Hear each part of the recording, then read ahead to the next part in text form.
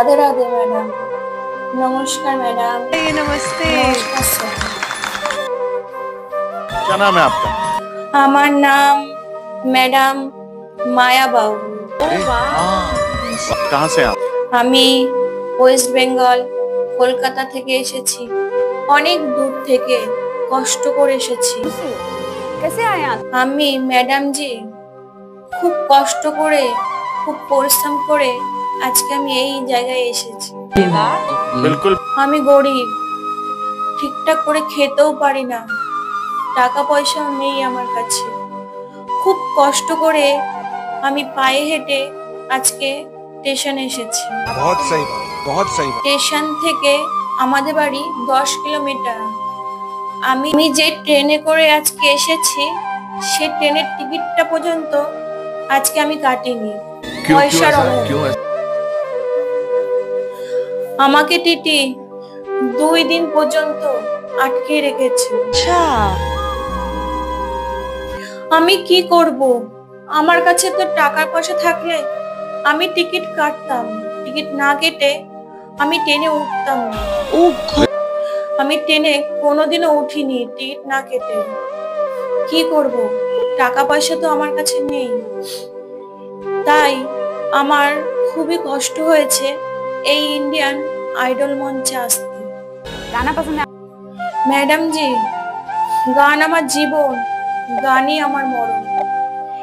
এই গান শেখার জন্য আমি আজকে ঘর ছাড়া। আমার পাশে কেউ নেই। এই গান গাওয়ার কারণে আজকে আমি বাড়ি ছাড়া।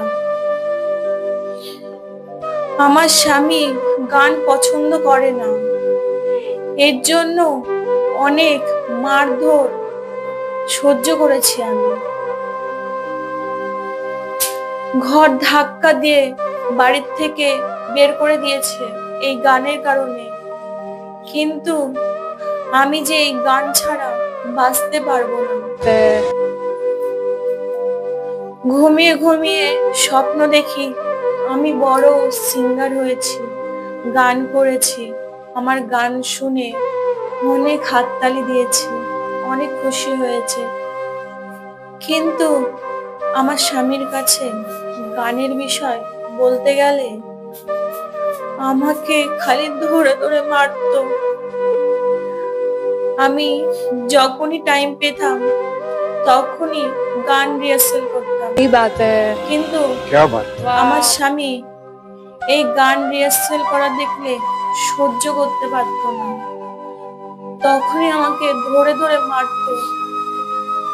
মারতে মারতে আমাকে ঘর থেকে বের করে দিত আর বলতো, জীবনে তোর ওই মুখ আমায় দেখাবি না।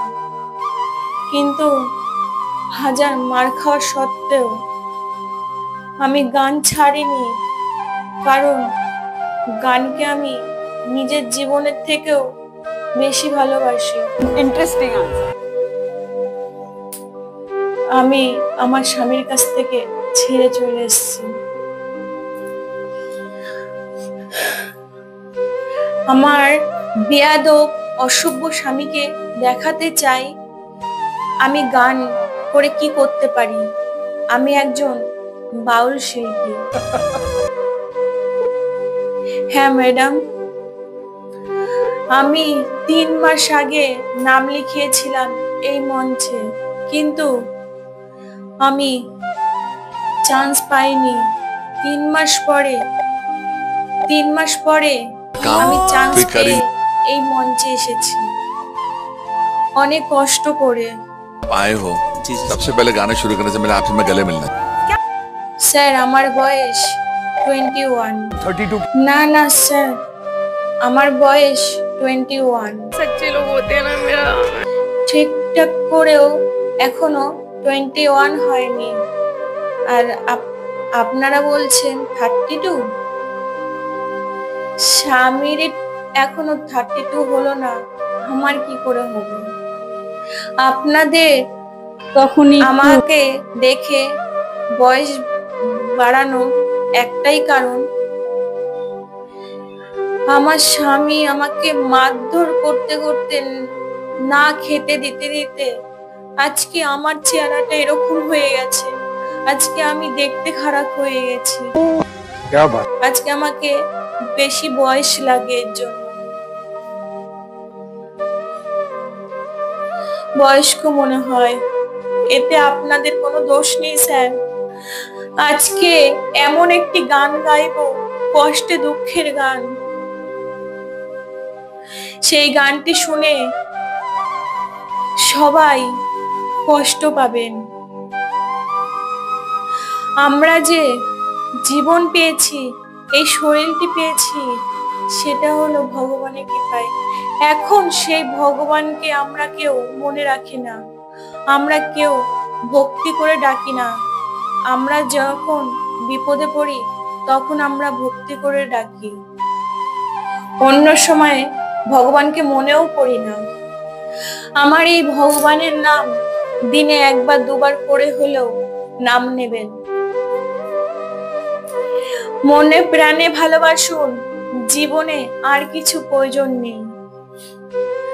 আমার সেই দয়াল ঠাকুরকে নিয়ে, আমার সেই দয়ালু ঠাকুরকে নিয়ে আমি এই মঞ্চে একটি গান গাইতে চাই। तो आप सुर लेके आप शुरू करें। গানটি যদি আপনাদের সবার ভালো লাগে, আমাকে লাইক, কমেন্ট, শেয়ার করে আমার পাশে থাকবে, একটু সাহস যোগাবেন। ब्यूटीफुल सॉन्ग, चलिए जरूर सुनते हैं। দয়াল ঠাকুর করুণার সাগর তুমি, করুণার সাগর তুমি।